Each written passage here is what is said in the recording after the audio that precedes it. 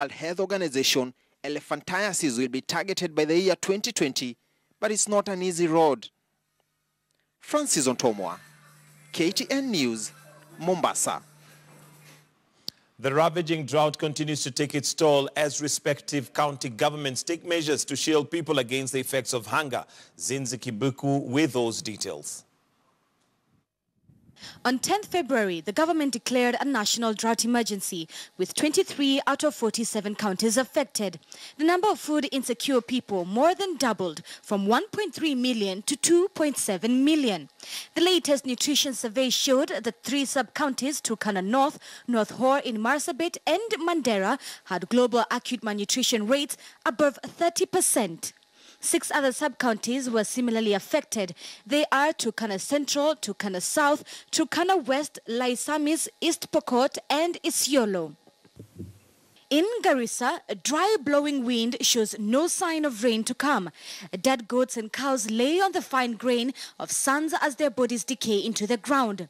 This is what remains for Garissa's farmers as their livestock slowly give way to the drought. Now, a section of elders in Lagdera constituency have appealed to the county government of Garissa to supply animal fodder to save the remaining herders from biting drought in the area. In Kitui County, over 200,000 vulnerable farmers are set to benefit from 400 tons of green grams donated by the Kenya Red Cross Society ahead of the pending rainy season. Governor Charity Ngilu pledged that her administration will provide logistics for distribution of the seeds to farmers at the grassroots.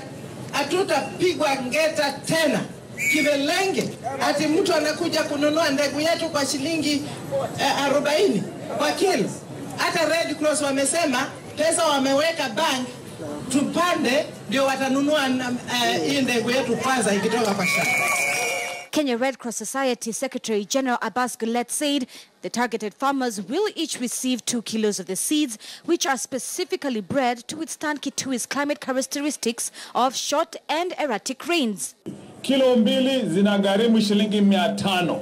Tunasema haufai kulipa hizi 500 mbele, lakini baada ya kupanda ukavuna tukanunua kwako, ni wajibu wako urudishe mkono, useme kwamba zile shilingi 500 ambao mlinikopesha nitawarudishia, chukweni, niwacheni iwe na heshima yangu, nijitegemea mwenyewe.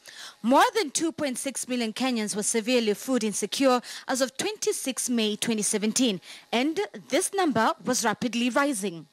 The National Drought Management Authority's early warning bulletin for June indicates that while the long rains have ended, many parts of the arid and semi-arid lands are still experiencing long distances